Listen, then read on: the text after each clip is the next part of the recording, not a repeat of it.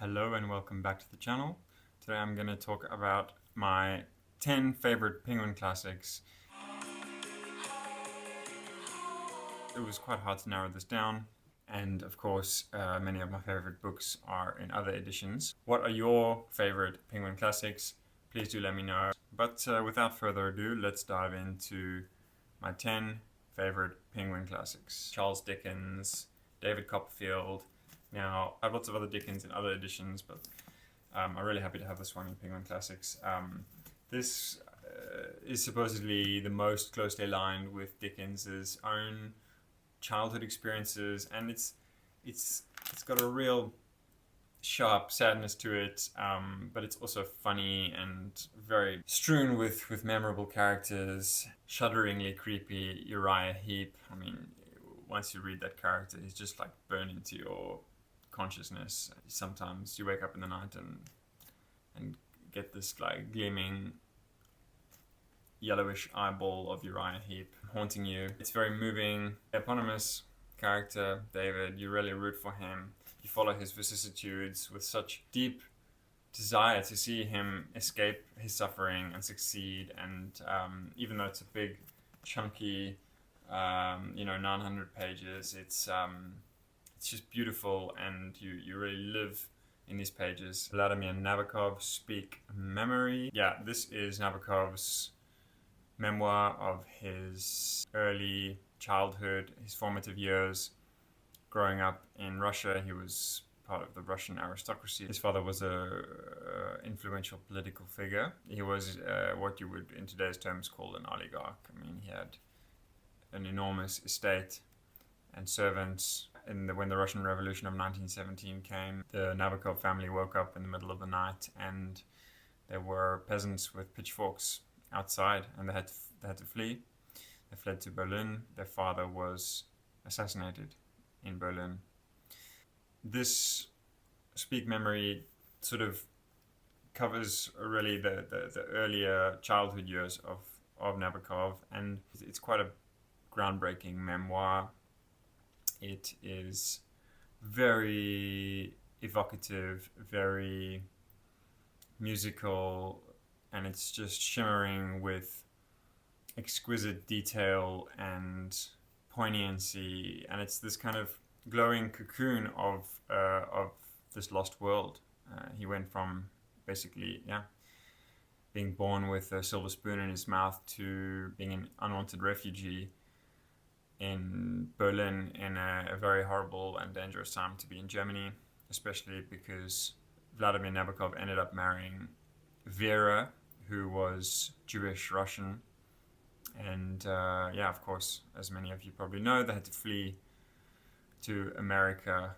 But yeah, as I said, this is really him recapturing and bringing to life this long lost childhood. And he really is enacting a kind of self-mythologizing, because he drops this hint at his incredible precocity. He talks about one rainy summer when he was like 10 years old, reading War and Peace from cover to cover in the space of like a week or something, laying on this couch, overlooking these gorgeous, rolling fields and the estate of his father. And he had a very deep love for his mother, and he describes her quite beautifully, donning an old raincoat and going in old boots and going tramping for mushrooms. And Nabokov, I mean, his descriptive prowess is really unrivaled. Every little curve and indentation and vein and fleck of dirt in this array of mushrooms that she picked. But he always imbues these scenes with such powerful resonance, and much of that comes from, like I said, his self-mythologizing that he does. So, he tells the story, which must be, I think, beyond the range of his own memory, but maybe it's something that his mother relayed to him, that she found him in his crib one day sucking this precious stone that was carved into an egg, so this kind of very expensive, luxurious ornament, and that Nabokov as a toddler was sucking this diamond encrusted egg, and sort of marveling at its beauty and this we feel kind of is hinting at his aesthetic appetite, his aesthetic principles, his desire to create beautiful sentences and beautifully wrought novels and poems and stories. But even when you see him doing the self-mythologizing, it's you can see it and still appreciate like the immense, intricate and delicate beauty of his writing, and also his another example that just springs to mind of his deep layering of images is his obsession with butterflies, Lepidopterae, the catching and the encoding of butterflies. You could see that as some kind of metaphorical gesturing towards capturing beautiful literary renderings in language, capturing that idea and writing it into a poem. There's some sort of hints and suggestions of that. So yeah, there's also it's also inlaid with pictures of his family. If you are interested in Nabokov as a writer and sort of want to learn something of his roots and his background, this combines the two, because it's a literary masterpiece, but it's also a contextualizing work that is very useful as a key to understanding his other books. Next, I'm going to talk about Giovanni's Room by James Baldwin in this Penguin Modern Classics.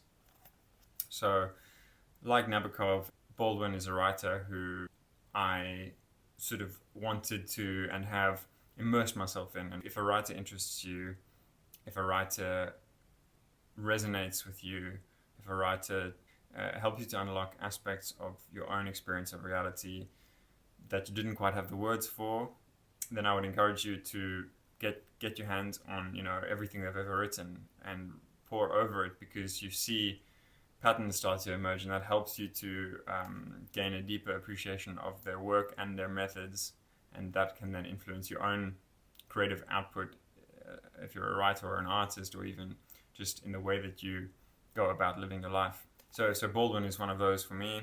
Giovanni's Room, I would say, is probably my favorite of his works. Now, it is not a light and easy read. It's incredibly bleak and stark, and it's absolutely strung with pain and suffering and loneliness, and all of these individuals in this big, dark and dirty city of Paris, that they are alienated from one another and from themselves, and are groping through the dark of a starless night in Montmartre, and they are just reaching for intimacy to rid them of their loneliness, but it's a loneliness that seems to only seep back in with ever colder force. And a part of that sense of alienation in the crowd is due to this idea of Americans abroad. So Hemingway has also obviously written a lot about the American expats, of the early 20th century living in Paris. And Baldwin, of course, also spent a lot of his adult life in France. And David is this young American who goes to France and sort of, I suppose, wants to rebuild himself in his own image, but yet he's haunted by his origins. He's haunted by being an American and by being associated with everything crass and loud and superficial that is the sort of European image of America and of Americans. He also wants to escape the influence of his own father. He wants to, in a kind of unconscious way, explore his own sexual identity, but is very much in a cycle of repression. And yeah, he meets Giovanni, and the title is Giovanni's Room for good reason, because so much of this dynamic of David and Giovanni takes place in this cocoon of this small dingy room that Giovanni rents, old crumbling Paris apartments. And it starts off as a cocoon, a safe place in which they can enact and realize their desire for each other, but it also becomes a bit of a cage, a bit of a prison in which they need to furtively reach for each other, and it becomes more entangled and more complex and more embittered. And yeah, it's a very tragic novel, but it articulates the sense of loneliness and homesickness and rootlessness that one can feel when one is trying to build a life in another place, far from one's origins.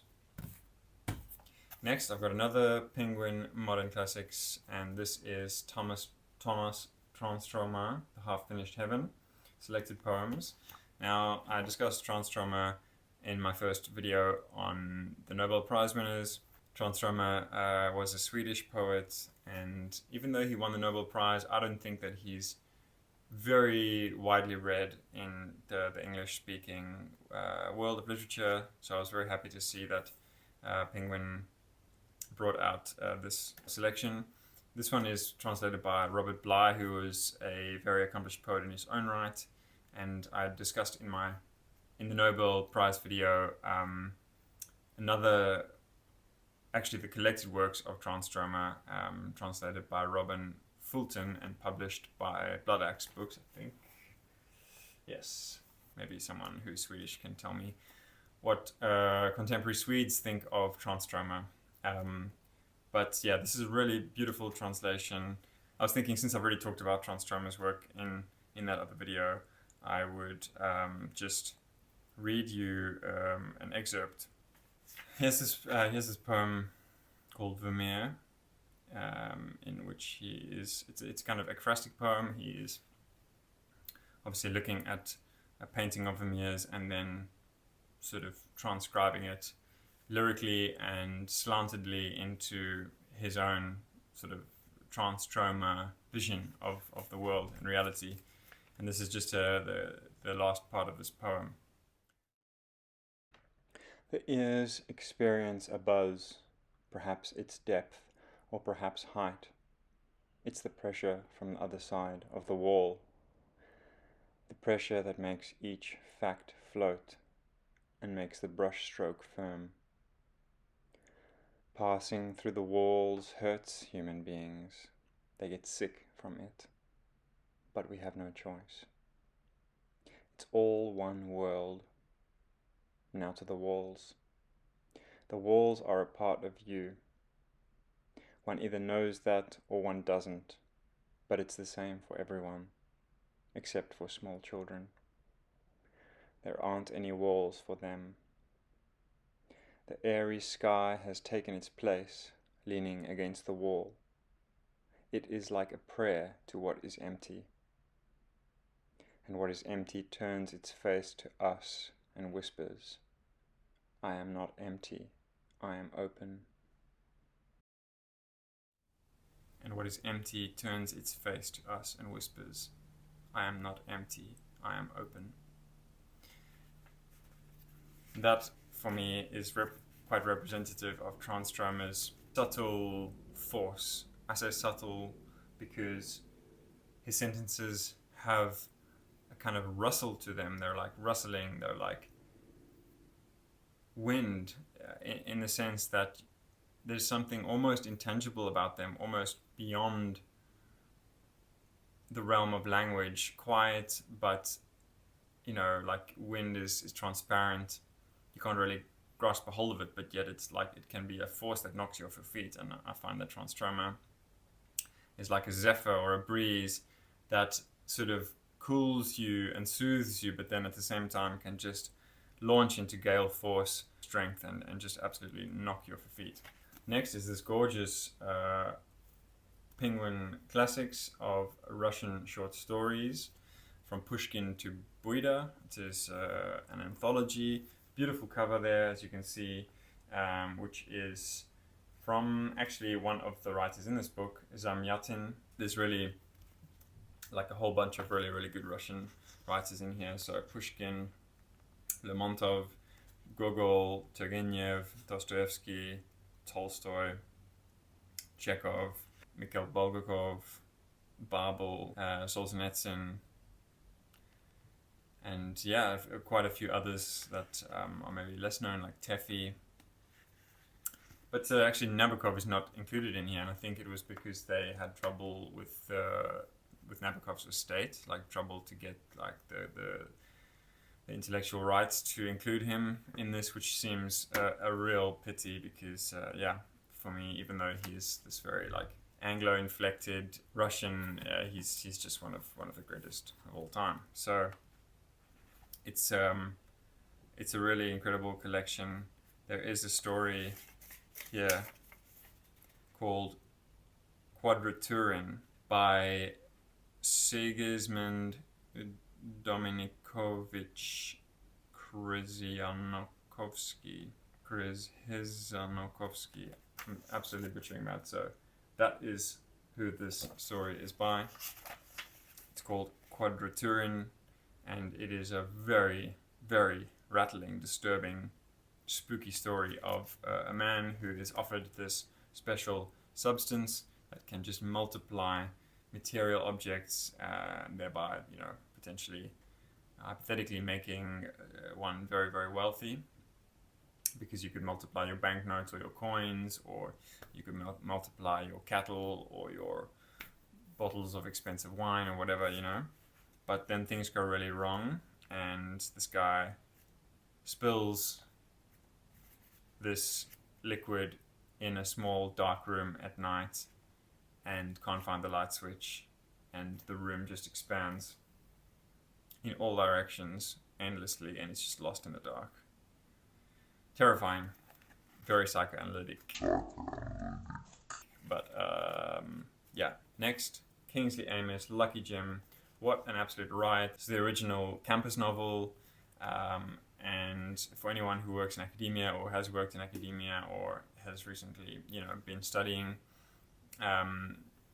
especially on the humanities side of university, yeah, this book is just unbelievably funny. I think it's got one of the most impressive scenes in it, in which central character Jim Dixon has to give a speech in front of all of these people that are kind of pissed off with him, and gets horrendously drunk to calm his nerves, or takes a few drinks to calm his nerves, but ends up getting absolutely polluted, and then he has this horrifying moment of realizing, like, I need to go on stage and I'm absolutely skunked.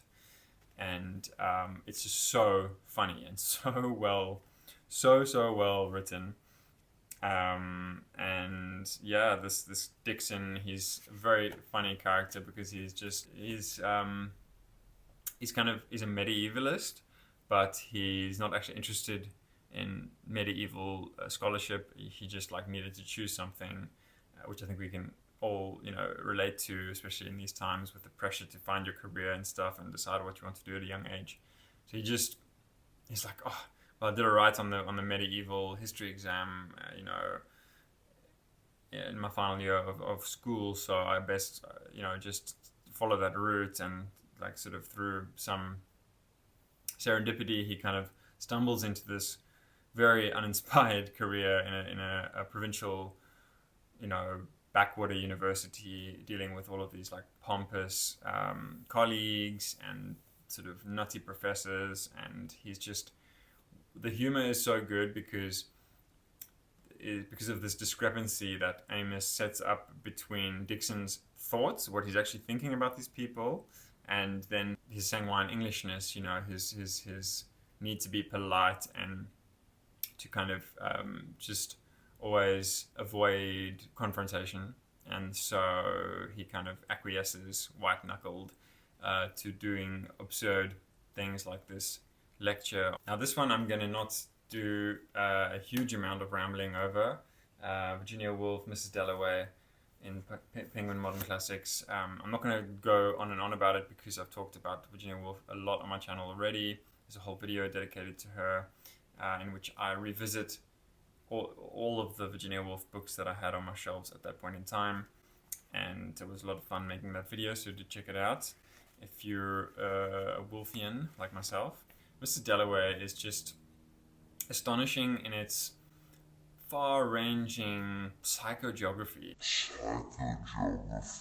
if that's maybe an unusual term to hear applied to Virginia Woolf, but she takes the city of London on this June day and just casts this spell of psychic connectivity and between all of these disparate characters, you know, they're so varied, but they have such unique and singular voices within their heads. And she really, I think, maybe only Shakespeare is a writer who more expertly and seamlessly inhabited so many different heads, so many different voices, so many different perspectives. And this, I think, is the turning point in her career where she really found that ability to create this glowing gossamer of finely hewn hum and tumble of our thoughts. It's almost untraceable spillage of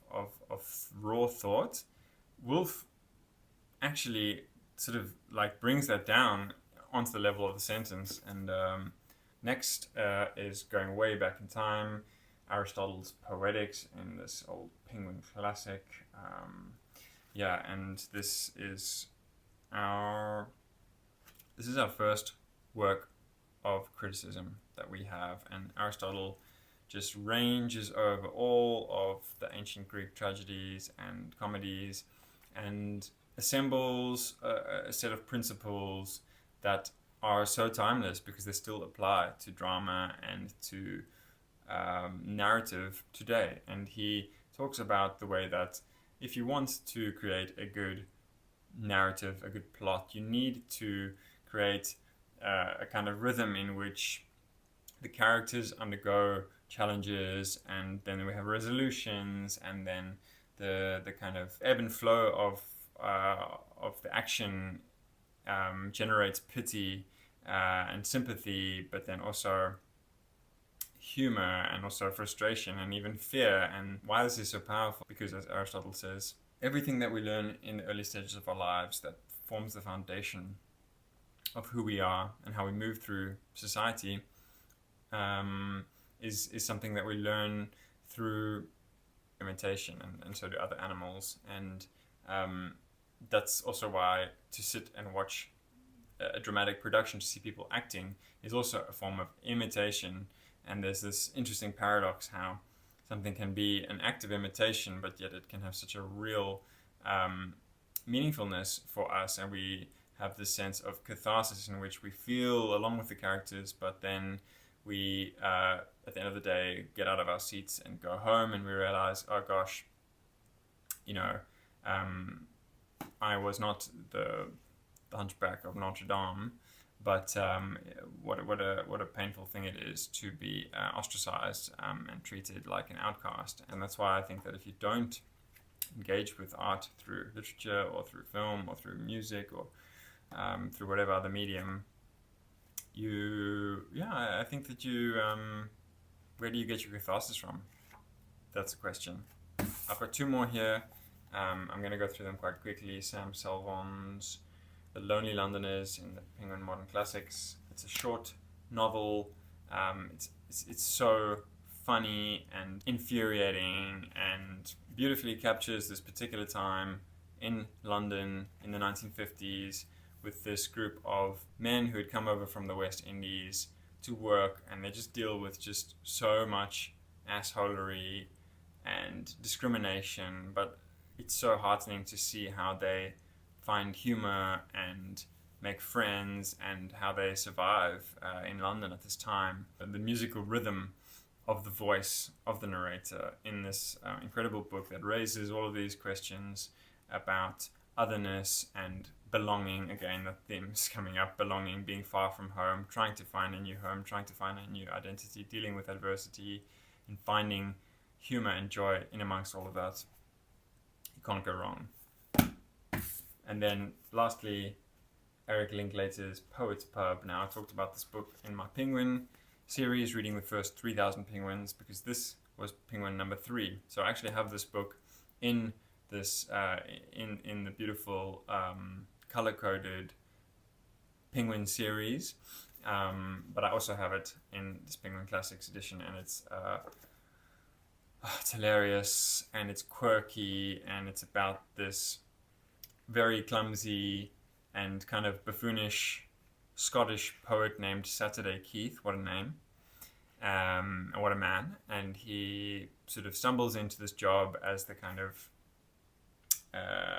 overseer, as the kind of manager of this boutique pub slash hotel in the English countryside. And he just welcomes in all of these wacky and absurd and laughable and self-serious characters from America, from all around England, from different social classes.